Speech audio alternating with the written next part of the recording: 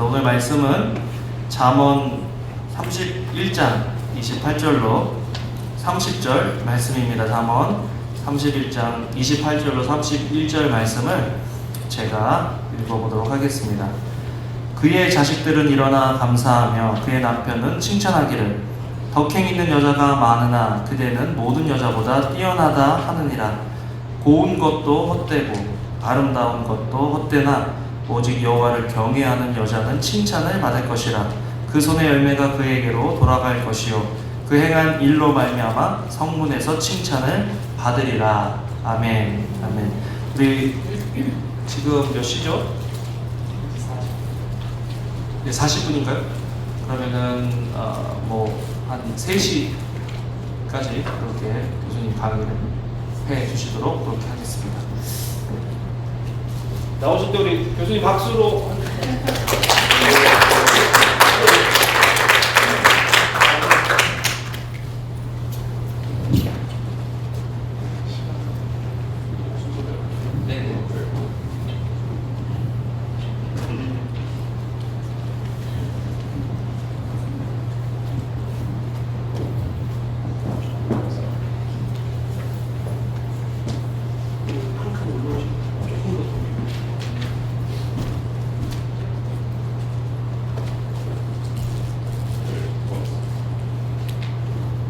반갑습니다.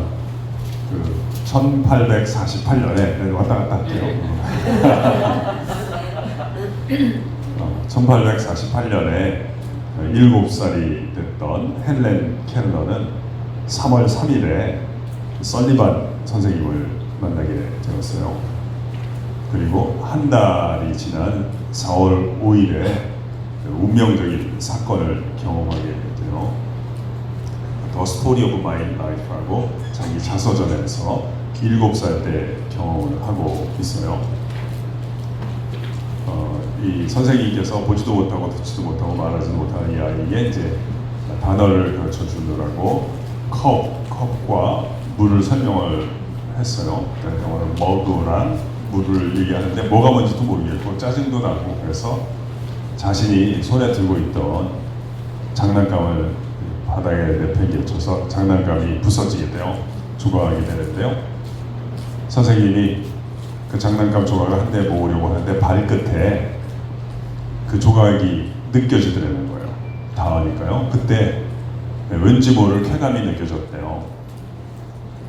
그때까지 자신이 살았던 어둡고 고요한 세상에서는 상대를 향한 연민과 후회 감정은 존재하지 않았대요. 그저 불쾌함과, 기분 나쁜 불쾌함과 유쾌함의 느낌만 있었다는 거예요. 왜냐하면 왜 기분이 좋았겠어요? 이제 공부 안 해도 되니까. 그리고 선생님이 어디선가 모자를 가져오는 것 같더래요. 아, 이제 바깥에 나갈 모양이구나 생각해서 기분이 좋아서 깡총깡총 뛰었답니다.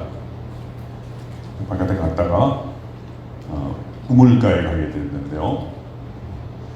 아마 번역은 우물로 됐는데 제 생각에는 펌프가 아니었겠나 싶은데요. 아마 우리 옛날에 그 두레방에서 기르는 우물은 아니었던 것 같아요. 하여튼 물이 흘러나오는 곳에 선생님이 이제 아이의 왼손 한쪽 손을 이렇게 물이 지나가게 하고요. 오른손에다가 처음에 물이라고 천천히 글자를 써줬어요. W-A-T-E-R.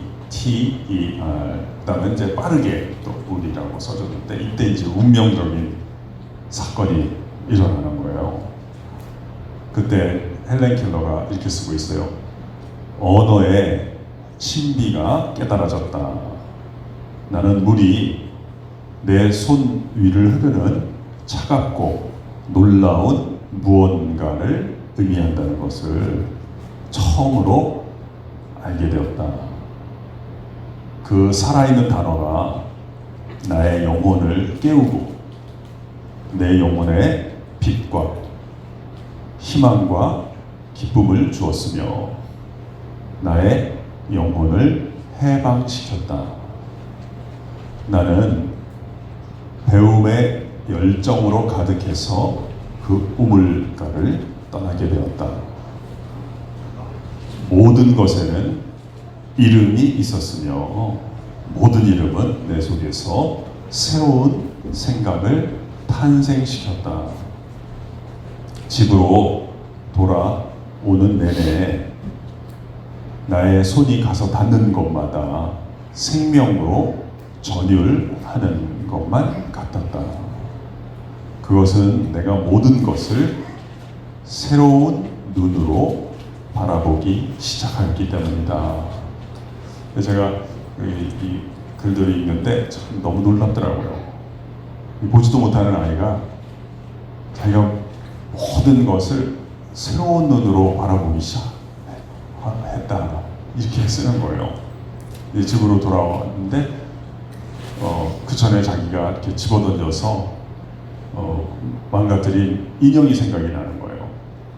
그래서 제가 엉거멍 기어서 난로 옆에 그 인형 조각들을 찾아요. 그래서 그걸 다시 맞추려고 하는데요. 그게 뭐 안 맞춰지잖아요. 그때 눈에 눈물이 픽 돌더라는 거예요. 내가 무슨 짓을 한 거지? 자기가 했던 행동들이 그 후회로 밀려오면서요 달라지기 시작하는 거예요. 그러면서 자기 자서전을 이제 이렇게 이어가고 있어요. 그날 나는 참 많은 단어들을 배웠다. 그 모든 단어들을 지금은 다 기억할 수는 없지만 어머니, 아버지, 언니, 선생님과 같은 단어들은 지금도 기억이 난다. 그것들은 꽃이 피어난 아론의 지팡이처럼 나의 세상에 꽃을 피워줄 단어들이었다. 즐거운 사건들의 연속이었던 그날 하루가 마침내 저물고 침대에 누웠을 때 지금의 나보다 더 행복한 아이가 이 세상에 또 있을까 싶었다. 내게 찾아온 이 기쁨이 계속되기를 나는 태어나서 처음으로 내게 다가올 새 날을 소망하게 되었다. 이렇게 자기가 7살 때 했던 경험을 쓰고 있어요.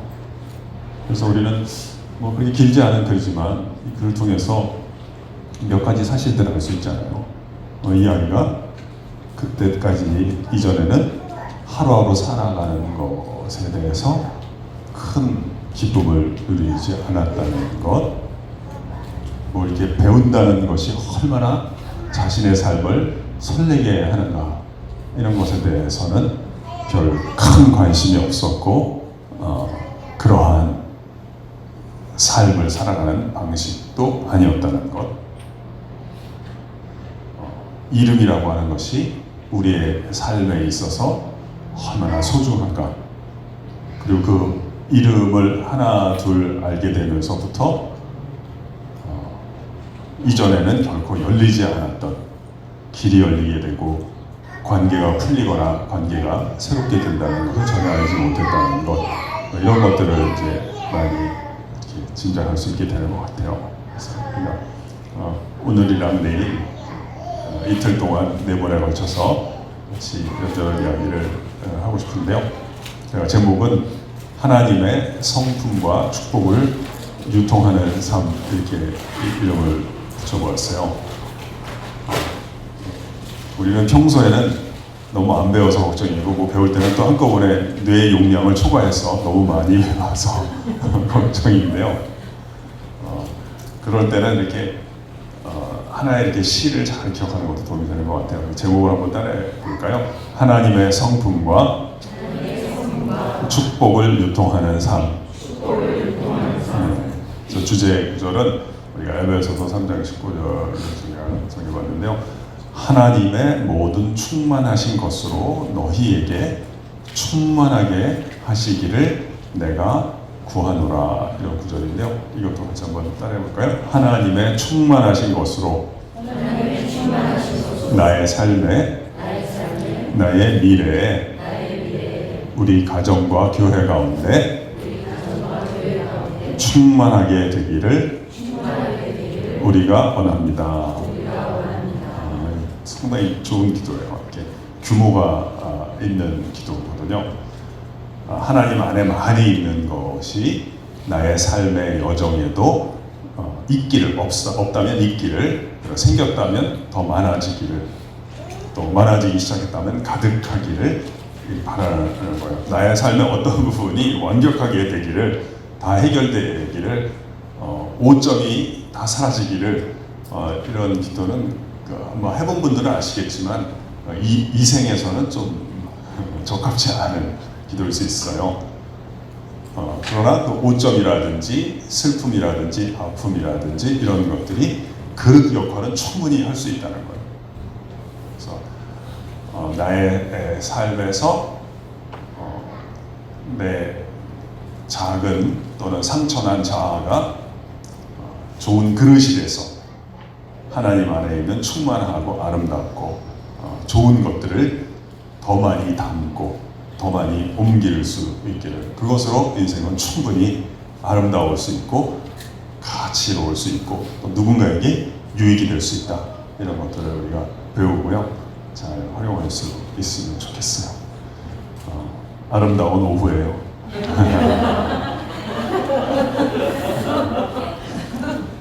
그냥 제가 이렇게 강의하고 설교하는 걸 좋아하긴 좋아하나 봐요. 조금 전까지는 몽롱했었는데 올라오니까 이제 깨어나기 시작하네요. 성경 구절 28절 29절 볼까요? 그의 자식들은 일어나 감사하며 그의 남편은 칭찬하기를, 덕행 있는 여자가 많으나 그대는 모든 여자보다 뛰어나다 하느니라. 제가 첫 번째 시간에 이제 좀 성품에 해당하는 것 가운데 이제 건강한 자존감, 이런 것들이 관계에서 굉장히 유익한 결과를 내는데, 그거 좀 먼저 살펴보도록 할게요. 우리 성경의 일부분을 같이 한번 따라해 볼까요? 일어나 감사하며 칭찬하기를 그대는 뛰어나다. 제가 해본 성경 공부 가운데 제일 좋은 성경 공부의 방식은 잘 이해하고 해석하는 거, 적용하는 것도 참 좋은데요.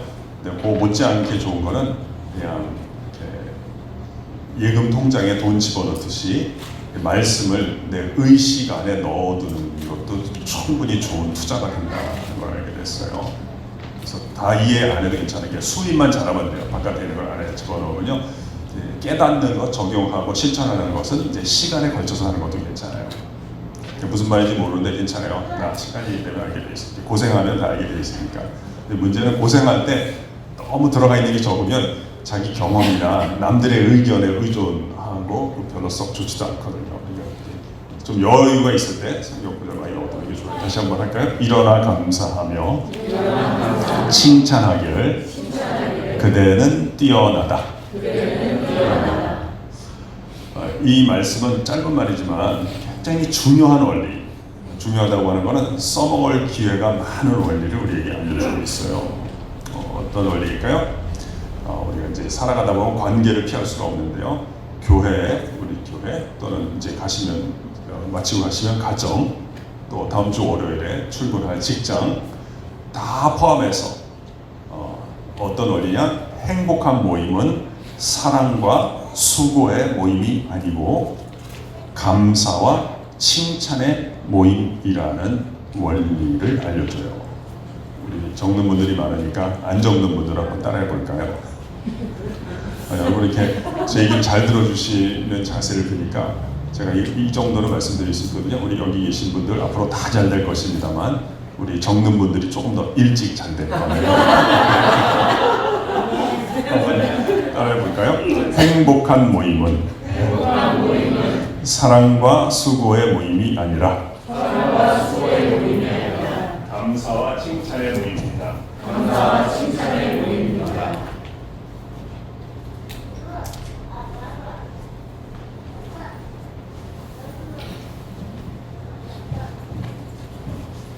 여러분 가운데 그 톨스토이, 러시아 작가죠. 톨스토이의 유명한 소설 안나 까레리나를 읽어본 분들이 계실 거예요. 그 책을 딱 펴면 첫 문장이 어떻게 시작되나요? 혹시 읽어본 분들, 기억하는 분들 계세요? 첫 문장 유명해요. 이렇게 시작하죠. 모든 행복한 가정은 다 고만하지만 모든 불행한 가정은 자기 나름의 이유를 갖고 있다. 이렇게 소설이 시작이 돼요.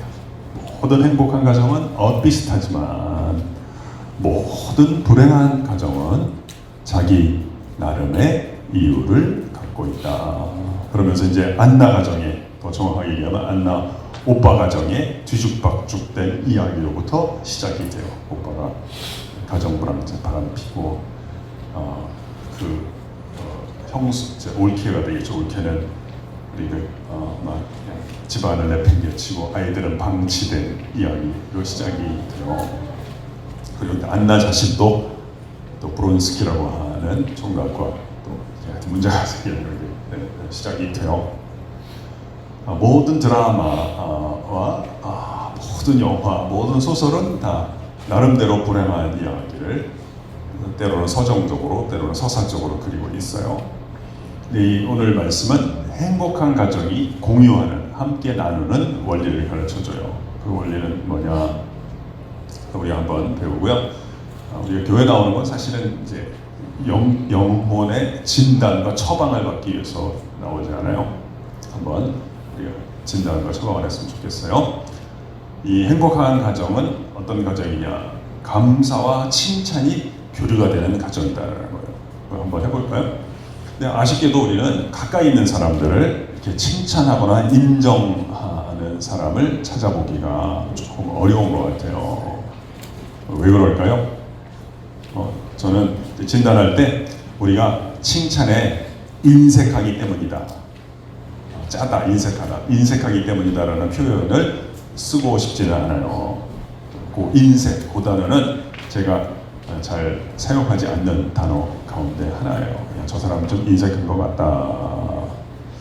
왜냐하면 뭘 쌓아놓고 안 주면 그건 인색하다고 볼 수 있지만 같이 밥 먹을 때 좀 여건이 안 돼서 돈을 못 낼 수도 있잖아요. 그렇게 표현하는 게 사실에 맞는가 이런 생각을 해보니까 저는 아닌 것 같더라고요. 그래서 저는 우리가 칭찬에 인색하다기보다는 칭찬에 어색하다고 생각해요. 무슨 말이냐면 이렇게 칭찬의 말이 안 나오는 것보다는 나올 칭찬이 우리 안에 쌓여있지 않은 것이 더 큰 문제가 아닌가 이런 뜻이에요. 우리가 어려서부터 잘할 때 있잖아요. 이 칭찬 받아본 경험이 너무 적어요. 제가 어떤 거를 대조하는지 아시겠어요? 그러니까 지갑에서 돈이 안 나오는 게 문제다라는 게 아니에요. 그건 현상을 비난하는 거고 진단은 원인을 찾아야 되는 거니까 지갑에 나올 돈 자체가 없다는 게 문제다라는 거예요. 그러니까 다른 사람한테 칭찬의 말이 안 나오는 건 결과고 원인은 뭐냐면 나올 수 있는 칭찬의 말이 안 들어가 있다는 거예요. 어려서부터 잘할 때 칭찬받아본 경험이 좀 적은 것 같다. 두 번째 이유가 저는 조금 더 심각하다고 봐요. 첫 번째 이유도 있는데 두 번째 이유는 뭐냐면 내 안에 칭찬의 말이 좀 적게 들어가는 것도 있는데 진짜 이유는 어려서부터 잘할 때 내 가까운 곳에서 있잖아요. 칭찬의 말이 오고 또 가는 것을 보고 자란 경험이 있는 아이들이 많지 않다는 거예요. 그러니까 예를 들어 볼게요. 어렸을 때 밥 먹어요. 그럴 때 엄마 아빠가 얘기하는 거 애들은 듣고 자라잖아요. 그때 아빠가 말씀하시는 거죠. 여보 당신 이번에 참 잘하셨어요. 그랬더니 엄마가 저도 참 기뻤습니다. 이런 얘기를 듣고 자라는 경험이 별로 없다는 거예요. 그러니까 또는 이웃에게도 자기가 가까이 이렇게 자기 친척 집에 놀러 갔어도 이렇게 구정 때, 설날 때나 추석이나 모였을 때 친척들끼리 그런 얘기를 하는 거 또는 이웃끼리 그런 걸 얘기를 많이 듣지 않아서 이게 이제 어떻게 결과가 나오냐면 내가 간혹 칭찬받을 때 있잖아요. 저는 학교에서 학생들이 발표를 잘하고 이제 칭찬할 때가 있거든요. 오늘 참 발표 잘했다. 그러면 그걸 자연스럽게 받아들이는 경우를 그렇게 많이 못 봤어요. 참 훌륭했다, 멋진 발표였다. 그러면 교수님 감사합니다. 이런 경우는 별로 없고요. 대부분 아니라 그래요. 아니에요. 자기가 별로 잘한 게 없어요. 근데 그게 실제로 아니라는 게 아니라, 그러니까 어색하기 때문에 무슨 말을 해야 될지 모르니까 그냥 되는 대로 나오는 거예요. 그러니까 당황스러운 부분이 있다는 거예요. 어른들도 남의 집에 놀러 왔잖아요. 음식을 많이 차리셨죠?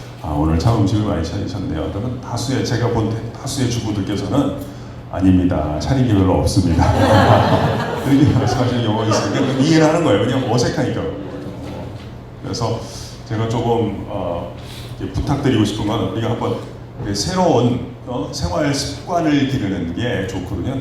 이게 우리가 병원에 왔다고 해서 약이라고 하는 것은 응급조치지요. 그렇죠? 그러니까 새로운 생활 습관을 기르는 것, 인생은 목표도 아니고 소원도 아니더라고요. 제가 살아보니까 그냥 시스템인 거니까 습관인 거예요. 습관. 그래서 이 시간 이후로 칭찬받을 때가 있잖아요.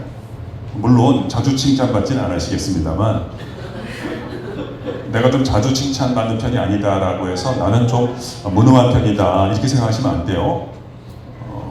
그건 잘못된 결론이에요. 내가 칭찬을 자주 안 받는 편입니다. 그러면 나는 무능하거나 열등하다고 생각하시면 안 됩니다. 왜냐하면 여러분 근처에 있는 사람들이 분별력이 있는 사람들이라는 보장이 없어요. 잘못된 결론이에요. 내가 칭찬을 자주 안 받는 편이다 하는 거는 어디까지만 사실이냐면 내가 실수로 이번 기회를 놓칠 수 있잖아요. 그러면 다음 기회가 올 때까지 조금 오래 기다릴 수는 있다. 여기까지만 사실인 거예요. 잘못된 결론을 가지면 안 돼요. 그런 분일수록 칭찬받으실 때 아니란 얘기 하지 마시고 감사합니다. 또는 고맙습니다. 이렇게 이야기하는 습관을 좀 들여주시는 걸 제가 좀 부탁을 드리고 싶어요. 왜냐하면 이게 자주 오는 게 아니기 때문에 줄 때 챙겨드려야 돼요.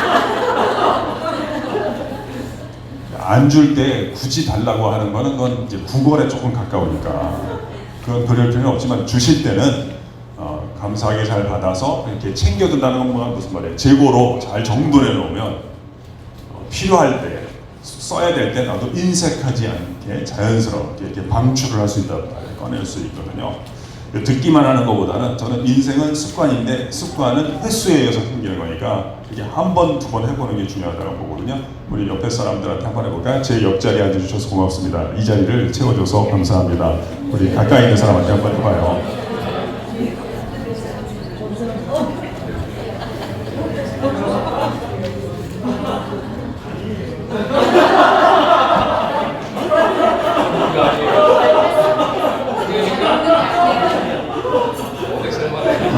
잘하셨어요.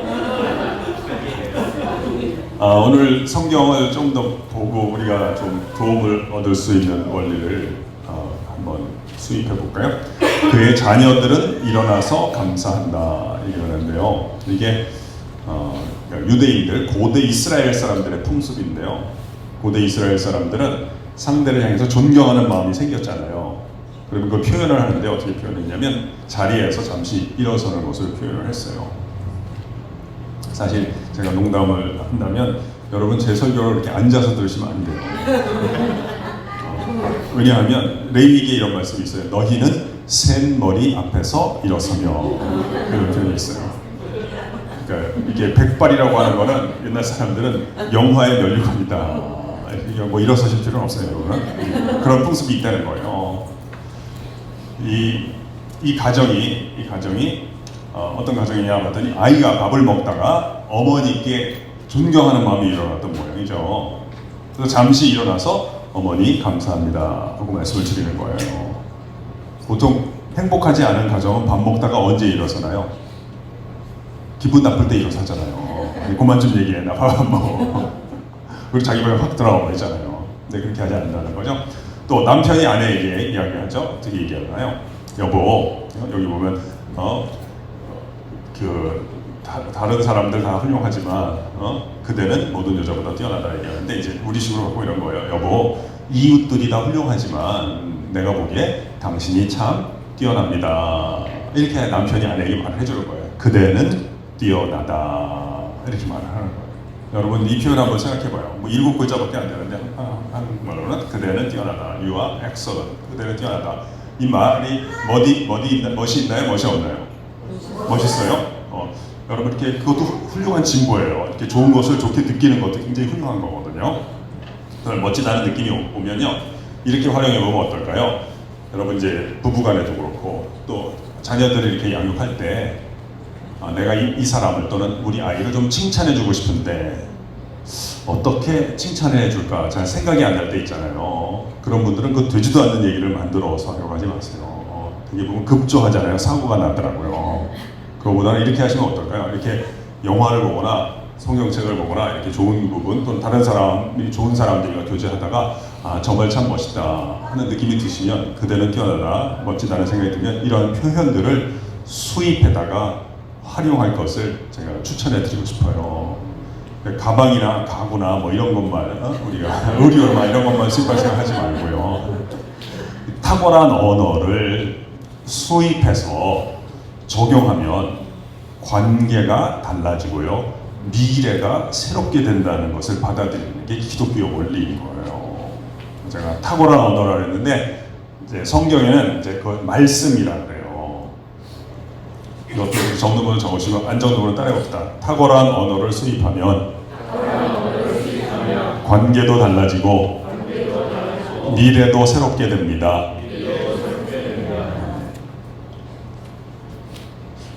제가 수입이라 그랬어요. 그러니까 다 이해하면, 다 실천하면 그거 아니에요. 그거는 결과예요, 결과. 원인은 뭐라고요? 수입. 바깥에 있는 것을 안에 집어넣기만 하면 되는 거예요. 그러니까 제일 좋은 성경 공부는 가장 뛰어난 해석이 아니라 수입과 주입이에요. 왜냐면 우리 안에 이미 내 힘으로 어찌할 수 없는 경험들과 무시당한 말들이 이미 많이 들어가 있거든요. 우리는 백지에서 출발하는 사람들이 아니에요. 탁월한 언어를 안에 집어넣기만 하면 그래서 병행만 해도 훌륭한 거예요. 옛날 살아가던 방식 그걸 없애려고 하지 말고 못 없애거든요. 놔두고 탁월한 언어 말씀을 수입만 하면 관계가 달라지는데요. 여러 관계가 달라져요. 그중에 가장 두드러지는 관계는 뭘까요? 이런 일이 있으면 좋은데요. 내가 나와의 관계가 달라지기 시작해요. 내가 나를 더 이상 미워하지 않고요. 건강하게 사랑하는 길이 그런 경험이 조금씩 시작이 돼요. 이게 굉장히 큰 거예요. 내가 나를 학대하지 않고 정죄하지 않고 있는 그대로 나를 그러니까 예수님이 나를 대하듯이 나도 나를 대하는 일들이 조금씩 생기는 거예요. 이게 엄청난 자산이고 자본인 거예요. 그리고 말씀을 수입할 건 아니라 그게 좋잖아요. 그걸 가까운 사람들에게도 이렇게 좀 옮겨보기 시작하잖아요. 유통하면 가까운 사람들과 관계가 또 달라지기 시작하는 거예요. 이게 혜택받은 말들을 이렇게 옮기는 것도 큰 능력이에요. 이게 말을 감정을 발산하는 데 쓰는 게 좀 보통 우리의 구습, 옛날 습관이거든요. 그냥 감정은 감정대로 놔두고 지들끼리 그냥 생기다가 없어지도록 놔두고 그걸 기준으로 삼지 말고 탁월한 언어를 통해서 혜택을 받은 그걸 갖다가 남들에게도 도움이 되겠지 생각하고 옮겨보면 부부간에도 조금씩 달라지고 부모 자녀도 조금씩 달라지고 여기다가 이제 횟수까지 더하잖아요. 그리고 정말 미래가 새롭게 되는 거예요. 그래서 이것도 한번 연습해 봅시다. 아까 제가 옆자리에 앉아줘서 고맙다 이런 얘기를 했는데 사실 감사하다는 말은 참 좋은 말이지만 좀 선별적으로 쓸 필요가 있어요. 우리가 어떤 선물을 받았을 때 혜택을 입었을 때 고맙습니다 그래야지 뭐 받은 것도 없는데 자꾸 감사합니다 그러면 오해 소지가 있어 보이셨고 달라 그러나 이렇게 오해 소지가 있을 수가 있으니까 좀 더 자연스럽게 한번 해봅시다. 두 사람 이렇게 짝지어서 하는데 한 사람 먼저 고맙다는 얘기하지 마시고 먼저 얘기하는 분은 상대방 보고 그대는 뛰어납니다 이렇게 얘기하시고 들은 분은 고맙습니다 이렇게 아니에요 하지 말고 그대는 뛰어납니다 감사합니다 이렇게 한 번씩 역할을 바꿔서 해봅시다. 자꾸 입술을 푸는 거 중요해요.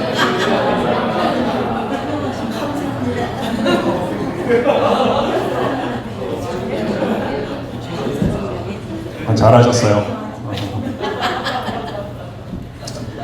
그대는 뛰어납니다 이렇게만 해도요. 형제님 뛰어납니다 자매님 뛰어나요 뭐 누구 엄마 참 뛰어나네 이렇게만 해도 칭찬을 잘하는 거예요. 이 잘한다 좋다라는 말이 별거 아닌 것 같죠? 이 엄청나게 중요한 말이에요. 그것만 해도 너무너무 칭찬을 잘하는 거예요. 근데 만약에 이렇게 얘기했으면 더 잘할 거예요. 형제님은 참 환영하는 걸 잘하는 것 같아.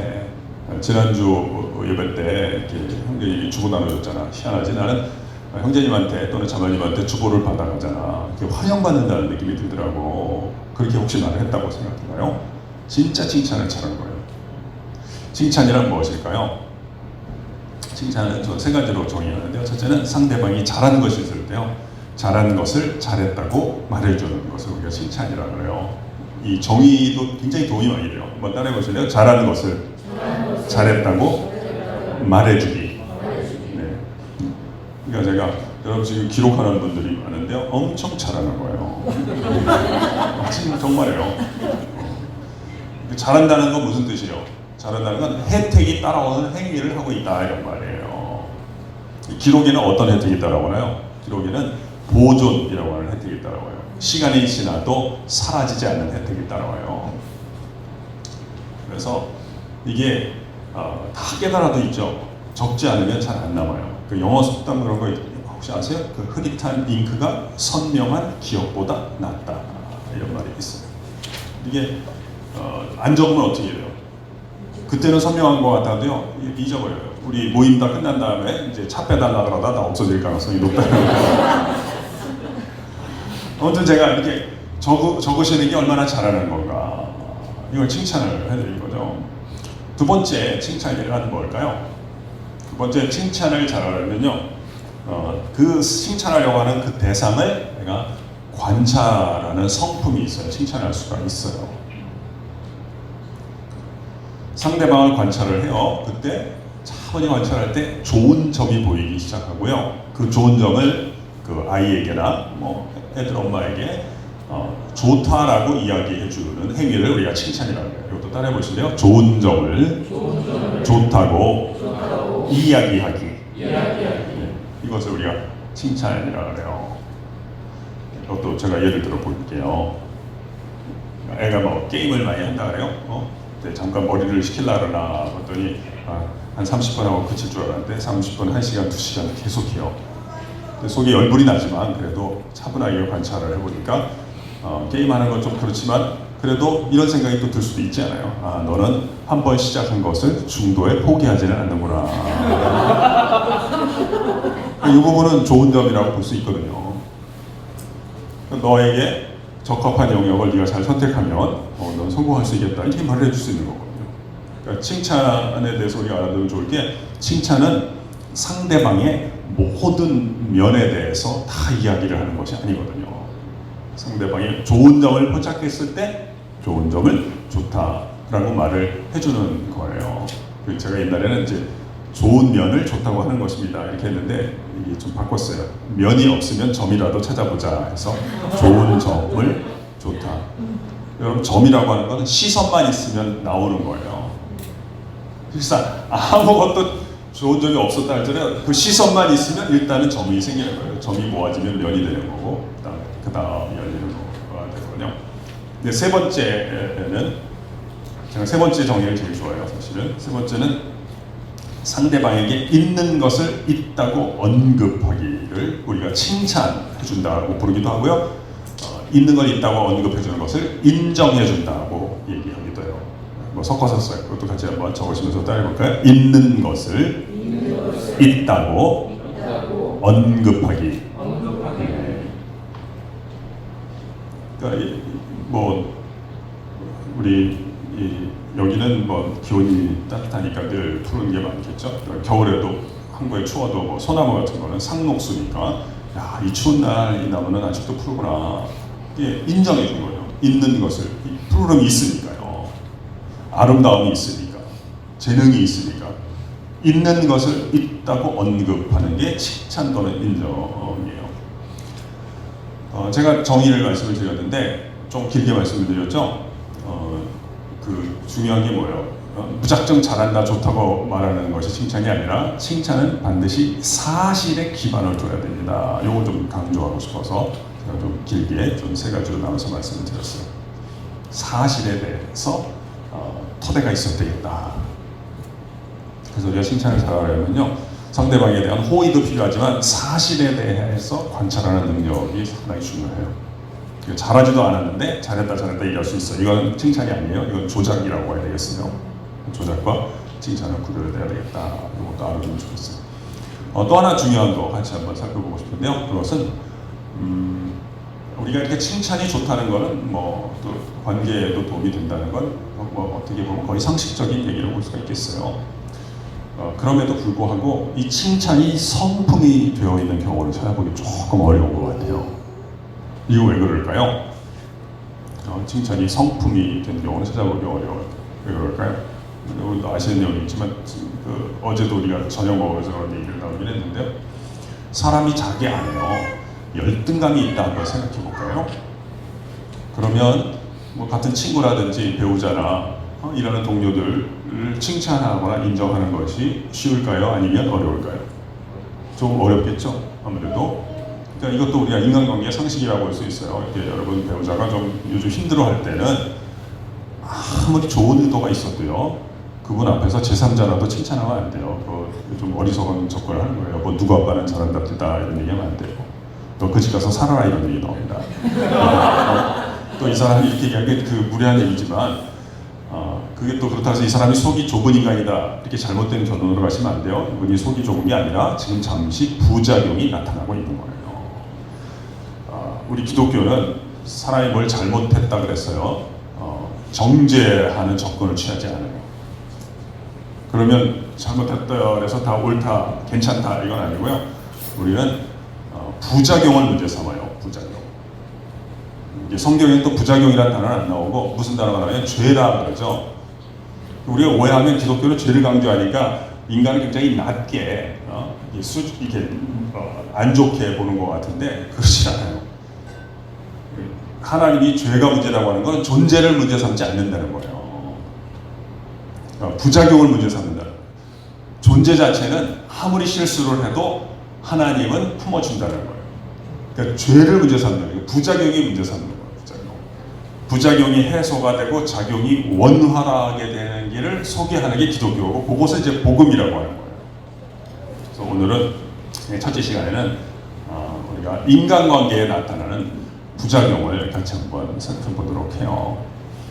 사람이 열등감이 있으면 어떤 부작용이 나올까요? 열등감이 있으면 사실이나 언급을 객관적으로 받아들이는 능력이 조금 떨어지게 돼요. 누구 잘한다는 얘기 듣지 않아요. 그러면 그래? 그 사람은 어떻게 해서 그 부분을 그렇게 잘하게 됐대? 이런 말이 잘 안 나와요. 대신에 어떤 생각이 확 들어요. 나도 모르게. 어떤 생각이 들어요. 저게 나 들으라고 저 얘기하나. 이야기를 꺼낸 사람은 그러한 뜻에서 얘기를 깨는 게 아닌데요. 자기가 알아서 상처를 받는 거예요. 이게 이제 부작용인 거예요. 그러니까 어떻게 되냐면 뭐 대판 싸운 일이 없는데요. 인간관계가 조금씩 멀어져요. 왜냐면 옆에 있는 사람이 뭔 말을 못해. 말도 안 하면 그냥 뭐라 그러니까 나는 원래 그런 사람 아닌데 내가 부작용이 있으면 그런 게 생기는 거예요. 나도 모르게.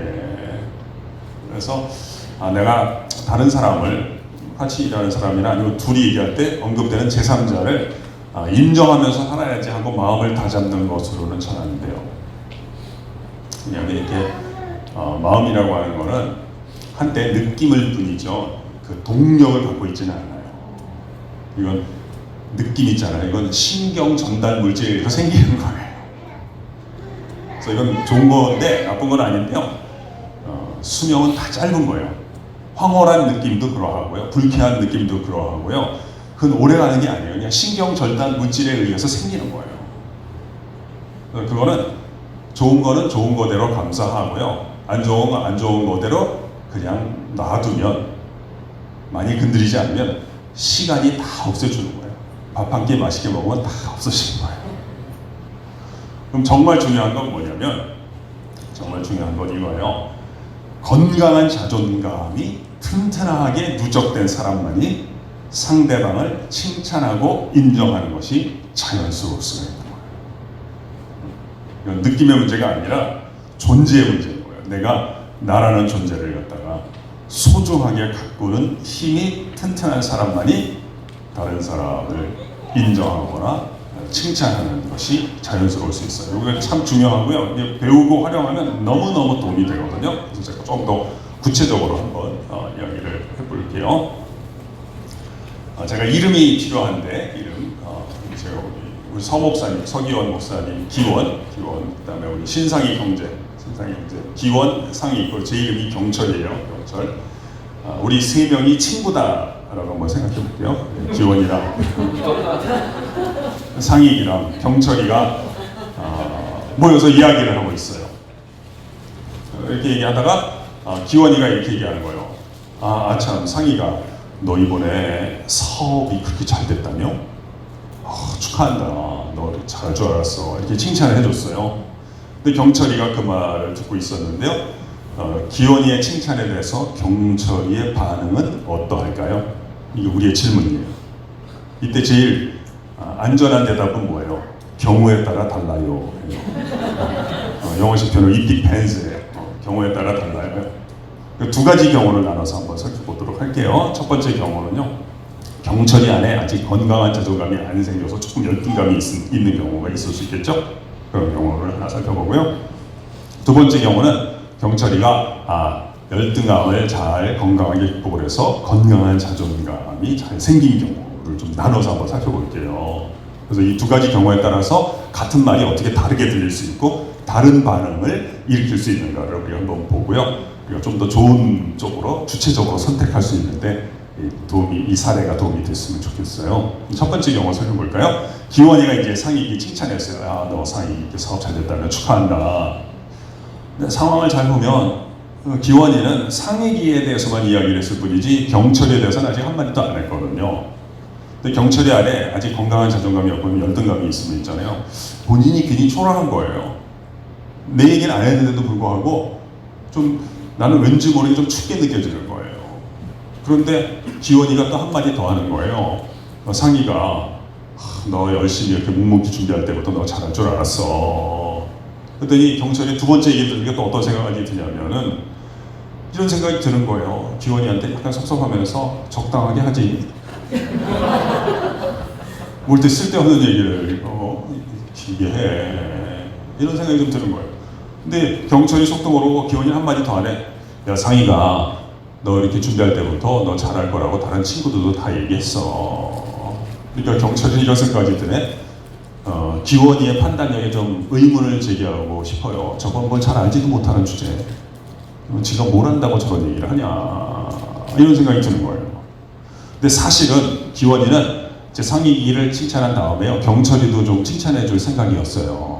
근데 이 칭찬이 3분 뒤에 해줄 수도 있지만 석 달 뒤에 해줄 수도 있는 거거든요. 그 인생은 이 3분 또는 석 달을 어떻게 지내느냐의 게임이에요. 그게 관계라는 거예요. 이 두 번째 경우는 경철이 안에 건강한 자존감이 좀 있는 경우는 똑같은 말이 어떻게 들리는가 또는 어떠한 반응을 안정적으로 불러일으키는가를 한번 볼까요? 경철이 안에 두 번째 경우는 건강한 자존감이 있는 경우요. 마찬가지로 기원이가 이제 상익이 칭찬한 거예요. 상익아 너 이번에 사업이 잘 됐다며 축하한다 하고 칭찬했어요.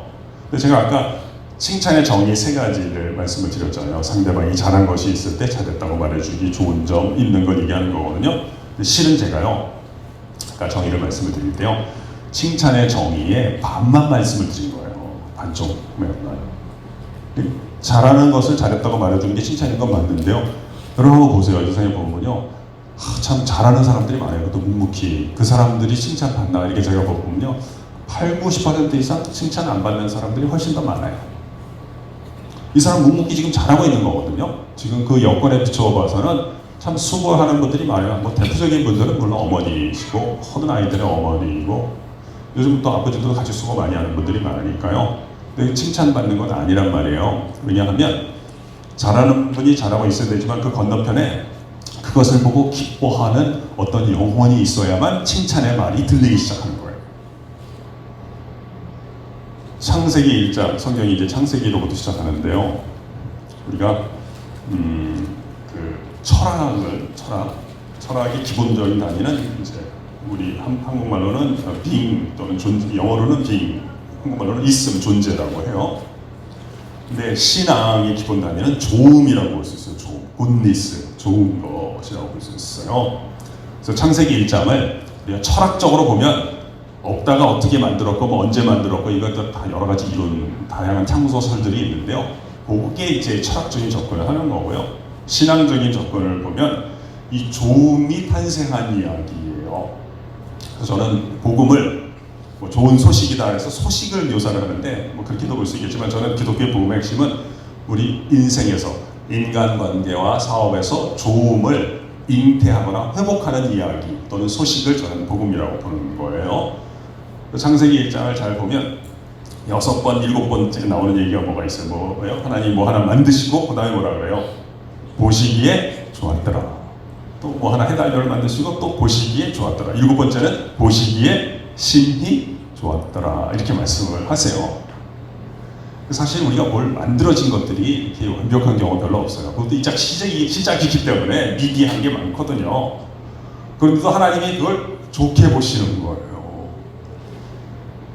그러니까 어떤 일이 일어나는 거예요? 상익이가 물론 잘한 것도 사실이지만 기원이가 잠시나마 상익이가 잘한 것을 볼 때 하나님의 자리에서 하나님의 마음으로 보기 시작한 거예요. 경철이 안에 건강한 자존감이 있으면 기원이의 칭찬의 소리만 들리는 것이 아니고요. 그러한 말을 만들어낸 기원이의 기쁨에 경철이가 참여하는 것이 가능해지는 거예요. 그러니까 그 얘기를 듣는데 내가 가만히 있으면 내가 하나님이 나를 사람으로 만들었는데 사람의 역할, 다시 말하면 하나님이 나에게 의식과 언어를 맡긴 게 사람이거든요. 사람은 다른 모든 피조물에 비하면 규모도 작고 여러 가지 모자란 게 많아요. 그럼에도 불구하고 하나님이 만들어주신 걸 갖다가 그렇게 생각하고 느끼고 표현할 수 있는 그 재능을 하나님이 주신 거란 말이에요. 우리는 에베레스트 산만큼 높지도 않고 태평양만큼 넓지도 않지만 높은 것을 높다고 넓은 것을 넓다고 느끼고 그걸 표현할 수 있는 그 재능, 다시 말하면 우주의 의식의 기능을 주신 거예요. 근데 경철이 안에 건강한 자존감이 생기면 기원이가 그렇게 한 것에 대해서 나도 거기에 대해서 맞장구를 치고자 하는 건강한 충동을 느끼는 거예요. 맞아 기원아, 상이 그때 준비할 때 너무나 멋지지 않았냐? 이런 얘기를 하고 싶고요. 그걸 하고 나서 느끼는 그 기쁨에 참여를 하는 거예요. 자기가 뭐 대단히 사업에 성공해야만 그 기쁨이 찾아오는 게 아니라 다른 사람들이 잘하는 것에 대해서 내가 함께 참여해 줄 수 있고 작은 것 하나에 대해서도 함께 기뻐해 줄 수 있는 능력이 생기는 거예요. 그래서 로마서 12장에 우는 자들로 함께 울고 웃는 자들로 함께 웃으라고 하잖아요. 근데 우는 자와 함께 우는 건요, 그냥 사람이면 다 할 수 있는 거예요. 근데 웃는 자와 함께 웃는 사람은 건강한 자존감이 회복된 사람만 상대방 잘하는 것을 함께 기뻐해주고 칭찬해 줄 수 있는 길로 하나님이 이끌어 주시는 거죠. 그래서 이게 참 중요한 거예요. 그래서 말씀을 수입하는 걸 통해서 건강한 자존감을 잘 회복하고요. 그 혜택을 우리가 누리고 옮기는 사람이 될 수 있으면 좋겠어요. 참, 아름다운 오후예요. 그러면 30절을 볼까요? 고운 것도 거짓되고 아름다운 것도 헛되나 여호와를 경외하는 여자는 칭찬을 받을 것이라 이렇게 말씀하시는데요. 그것도 같이 한번 따라 볼까요? 고운 것도 아름다운 것도 헛되나 여호와를 경외하는 자는 칭찬을 받을 것이다. 여기 헛되다라는 표현이 나오는데요. 헛되다라고 하는 것은 성경에서 요때 많이 나오고 요때라고 하는 건 이제 잠언 마지막 부분. 그 다음 책은 전도서라는 책인데요. 그 뒷부분에도 좀 많이 나와요. 헛되고 모든 것이 헛되다 하는데요. 이렇게 이해를 하는 게 좋을 것 같아요. 무용지물이다, 아무짝에 쓸모없다 하는 건 조금은 과한 해석이고요. 수명이 짧다라고 이해를 하는 것이 조금 더 사실에 가까운 해석이라고 볼 수 있어요. 예를 들면 악인의 형통을 부러워하지 말아라. 이는 다 헛된 것이다. 예를 들면 바람에 날아다니는 겨와 같은 것들이다. 이런 말씀이 있어요. 성경에서 악인은 이제 하나님을 떠난 사람을 얘기하는데요. 하나님을 떠나면 사업도 못하고 사랑도 못하고 아무것도 못한다. 이거는 좀 감정적인 해석이에요. 그보다는 헛되다라고 하는 악인의 형통이 헛되다라는 것은 하나님을 떠난 것들은 수명이 짧다라고 이해를 하는 게 좋다는 거예요. 본인은 막 성공했다고 좋아하지만 짧게 봐서 그렇고요. 긴 안목으로 보면 성공한 것 같지만 규모를 키워서 망하는 인간들이 많다. 이렇게 이해를 하는 것이 더 사실 가깝다는 거예요. 규모를 키워가지고 그러니까 높이 오르는 게 결국은 더 높은 곳에서 추락하는 것인지 모르는 거거든요. 그러니까 사람의 성공은 돌을 열심히 있는 힘을 다해서 던지는 것과 크게 다르지 않다라고 봐요. 이런 게 헛되다라는 거예요. 그래서 하나님이 우리에게 주시는 선물의 특징은 수명이 길다라고 하는데 핵심이 있는 거예요. 사랑, 기쁨, 행복 이런데 기독교 핵심이 있는 게 아니에요. 이런 것들은 모든 사람이 다 좋아하는 것이다 이렇게 봐야 되겠어요. 제정신이라면 다 좋아하는 거예요. 그런데 하나님이 주시는 선물의 특징은 그냥 사랑도 소중하지만 수명이 긴 사랑, 그냥 생명도 소중하지만 수명이 긴 생명, 수명이 긴 행복이 하나님이 우리에게 주시는 선물의 핵심이다 이렇게 얘기를 해요. 제가 그냥 요건 좀 짧게 매듭을 한번 넘어갈게요. 조금 더 얘기를 하면, 매듭지기 전에 좀 더 얘기를 하면, 우리가 서로 공동체가 친해지거나 친밀해지는 것도 좋지만 하나님이 없이 친해지는 것은 이게 수명이 짧은 사랑이 된다는 거예요. 제가 이제 학교에서 학생들 기독교 결혼이나 뭐 채플이나 이런 걸 하게 되면 학생들이 이런 걸 싫어한단 말이에요. 이런 걸 왜 해야 되느냐 이렇게 짜증나는 일도 하고 그러는데 그럼 내가 미안하게 생각한다 그래요. 내 잘못은 아니지만 학교가 뭐 기독교 학교라서 어쩔 수 없는데 그래서 어떤 경우는 학생들이 거의 잘 안 듣거든요. 그래서 어떤 학생들도 저를 이제 불쌍히, 또 극소수의 학생들은 또 저를 불쌍히 여기기도 해요. 교수님이 이렇게 애써서 강의하는데 학생들 다 졸고 힘 빠지지 않냐 뭐 그러기도 하는데 저는 괜찮다 그래요. 왜냐하면 저는 자는 것도 그렇게 나쁜 건 아니라고 봐요. 왜냐하면 주변에 대해서 신뢰가 있는 사람만 잠을 잘 수가 있는 거거든요. 나쁜 게 아니에요. 진짜 나쁜 건 뭐예요? 진짜 나쁜 건 엄청나게 피곤한데 잠 못 자는 게 진짜 나쁜 거거든요. 그리고 어떤 경우는 자더라도 있잖아요. 50분 하는데 마지막 5분, 10분 전에는 다 깬다고요. 짐을 챙겨서 가야 되니까요. 저는 이렇게 좋은 점을 보는 것이 저는 신앙적인 행위다라고 본다고 아까 말씀드렸잖아요. 그래서 이런 채플이나 이런 내용들은 50분을 다 잘 듣는 것도 잘 듣는 거지만 마지막 5분만 잘 들어도 잘 듣는 거다. 이게 또 제 입장 중에 하나예요. 그러면 이런 걸 뭘 해야 되느냐 이렇게 얘기하면 이제 감정적인 발상이니까 그거 제가 뭐라 하지 하여튼 미안하게 생각한다 그래요. 그런데 어떤 경우는 교수님이 이렇게 참 학생들도 싫어하는데 이런 거를 굳이 이렇게 가르쳐 주시는 이유가 있습니까? 이렇게 물어볼 때도 있어요. 아까는 이런 걸 뭘 해야 되느냐 이건 감정적인 발상인데요. 이런 것을 하시는 이유가 있나요? 이렇게 물어보면 좀 달라졌잖아요, 뭐가. 그래서 뒤에 거는 질문이 된 거거든요. 질문이 나왔다는 건 무슨 뜻인가요?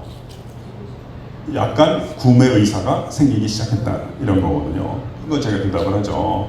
이런 거 하는 이유가 있다면 가르치려고 하는 게 아니라 만남의 주선을 위해서 합니다. 이렇게 학생들한테 이 만남의 주선 어떤 만남이냐? 이 우주에서 수명이 가장 긴 존재가 있는데 하나님이라 그러면 잘 안 들으니까 이 우주에서 수명이 가장 긴 존재가 있는데 그 존재와 우리 학생들 사이의 만남을 주선하기를 원하기 때문에 이런 일을 준비를 하고 있습니다.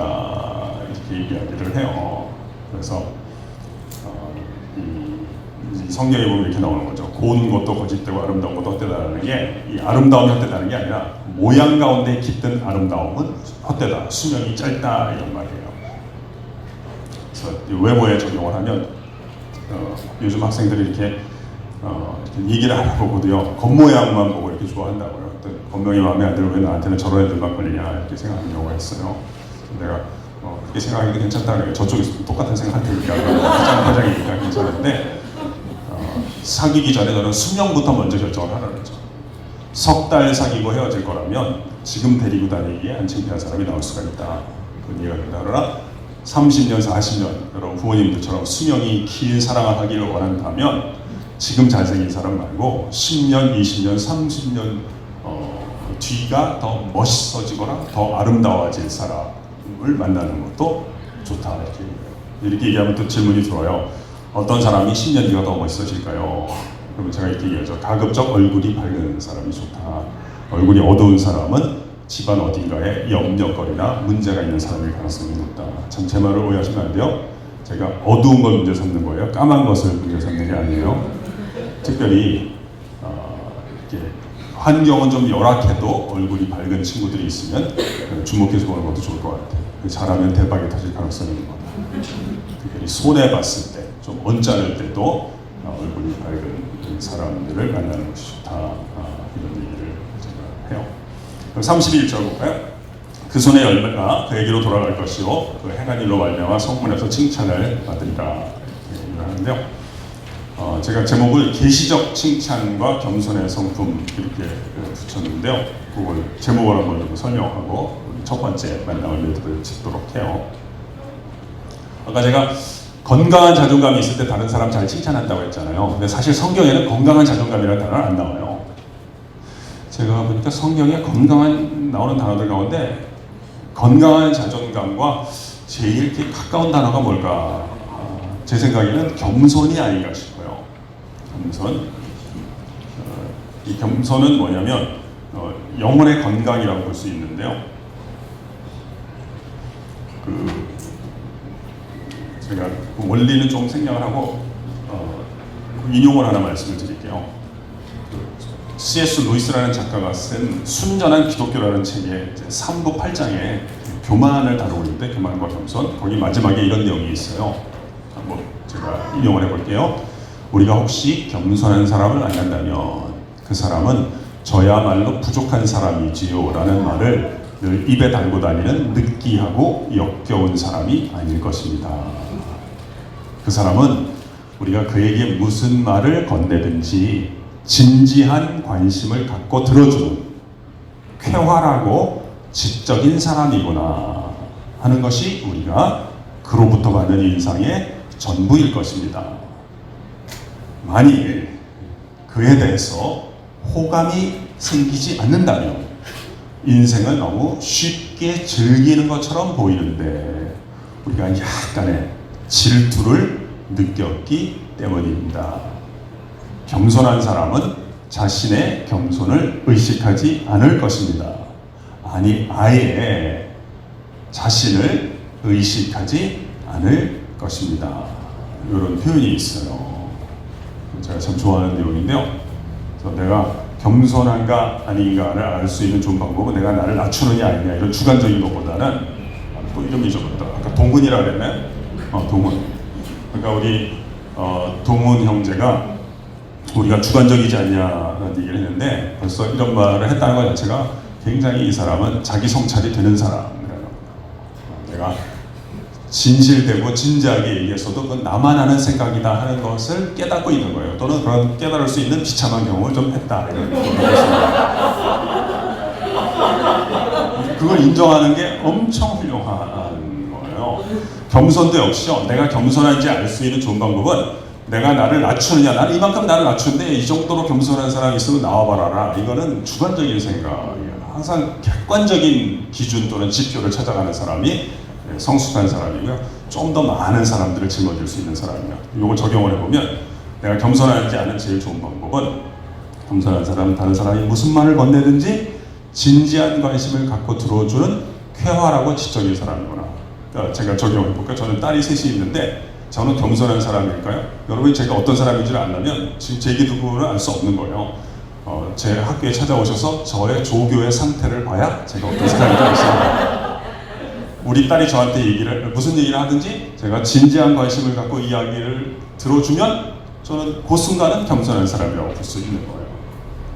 조교가 무슨 말을 하든지 그러냐 내가 한번 고려해보겠다 이러면 저는 겸손한 사람이었습니다. 말 같지 않은 얘기 하지 말아라 그런다든지 조교가 그런 말을 하는 것을 두려워하는 사람이라면 내가 나를 얼마나 낮추는가는 두 번째 문제인 거예요.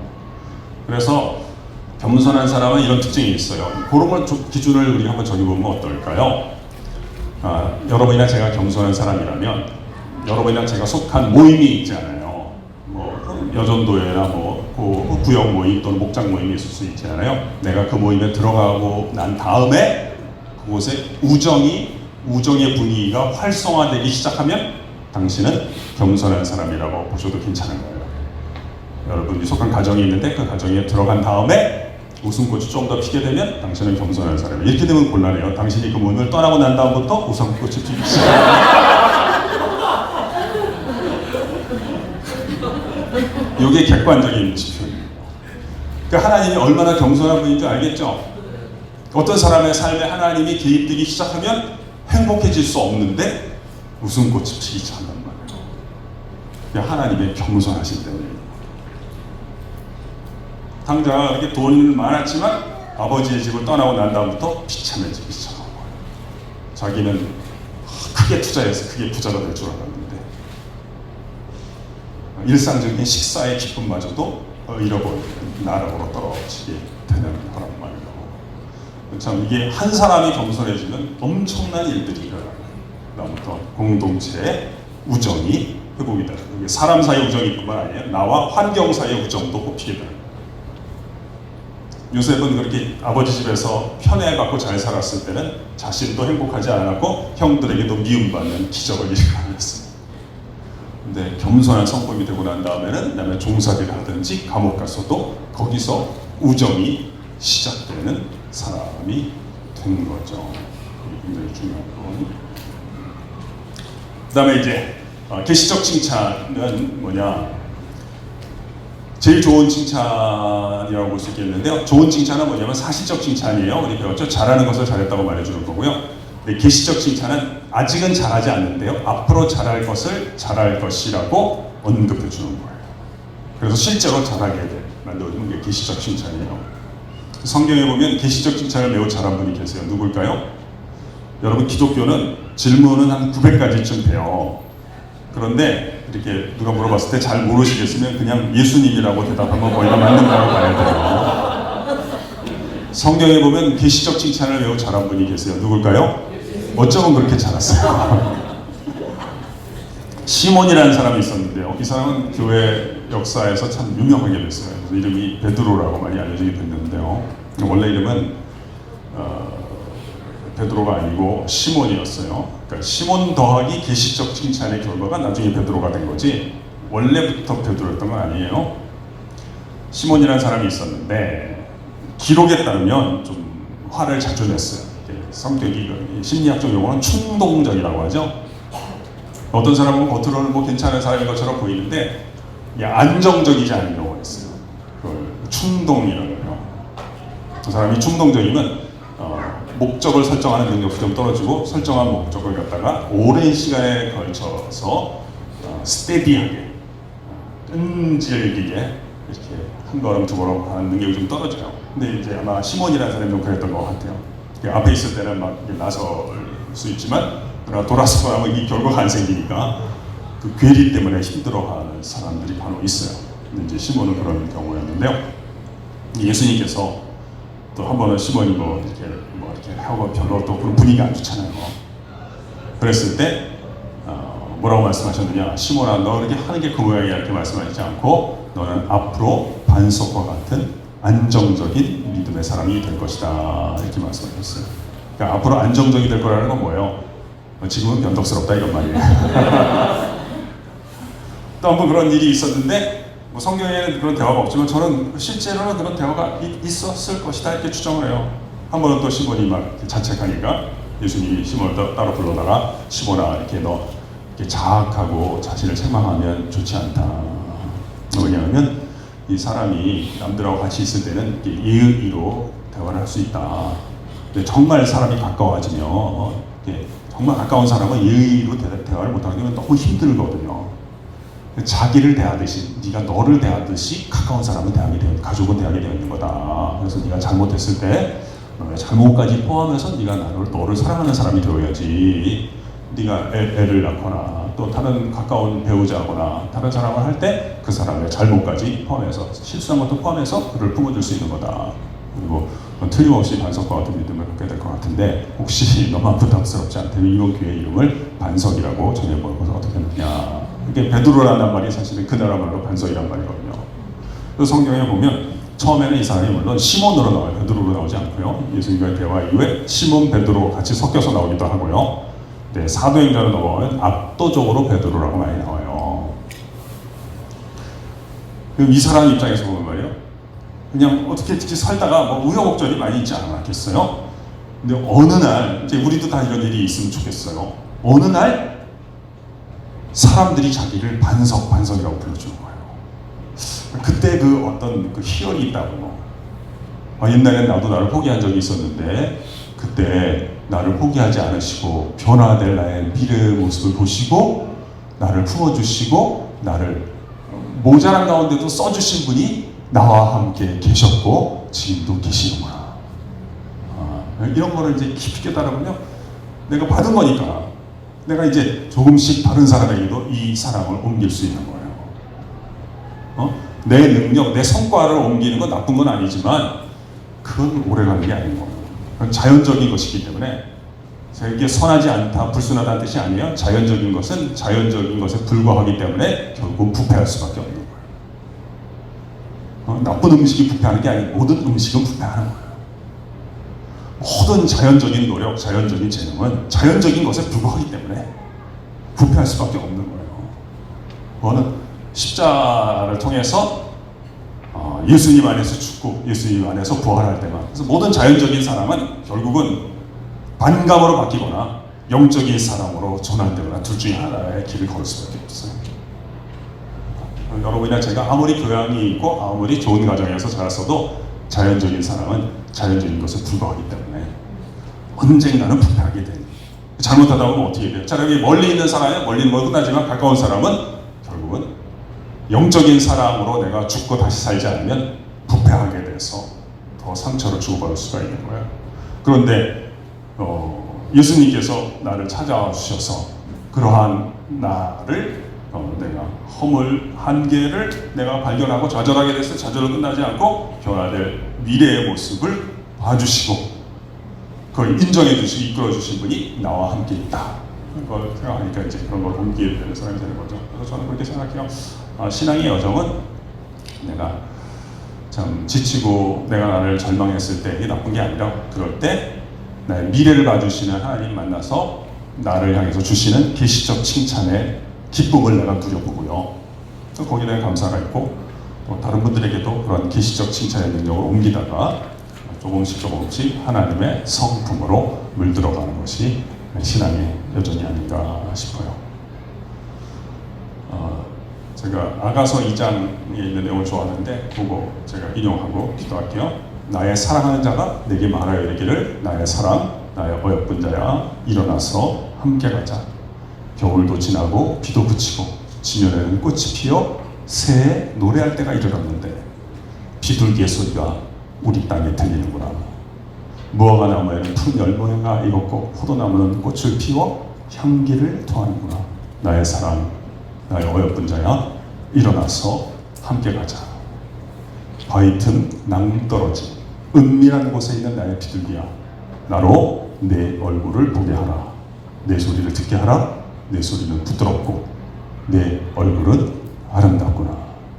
저는 하나님의 계시적 사랑과 칭찬의 능력을 또 많이 안 들은 분들은 이제 듣기 시작하고요. 들으신 분은 더 자주 들었어요. 그 사람으로서 내가 나를 사랑하고 또 혜택을 옮기다가 횟수까지 더해서 관계도 달라지고 미래가 새롭게 되는 경험들을 많이 할 수 있으면 좋겠어요. 기도하겠습니다.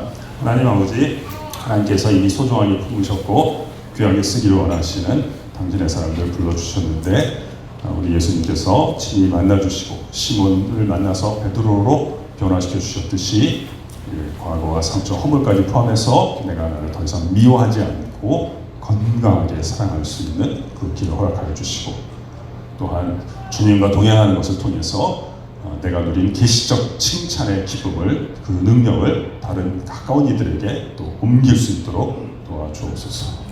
또 우리 생명의 교회 주님께서 품어주셔서 이 자리를 복주셔서 혹시 인생의 어려움 가운데서 자신도 자신을 포기했던 그런 경험이 있는 분들이 이 자리를 통해서 회복의 역사, 치유의 역사를 경험하게 하시고 또 인근 지역 가운데 어려움 겪고 있는 분들에게 그렇게 소문나는 우리 교회가 되게 하여 주옵소서. 예수님의 이름으로 기도합니다. 아멘.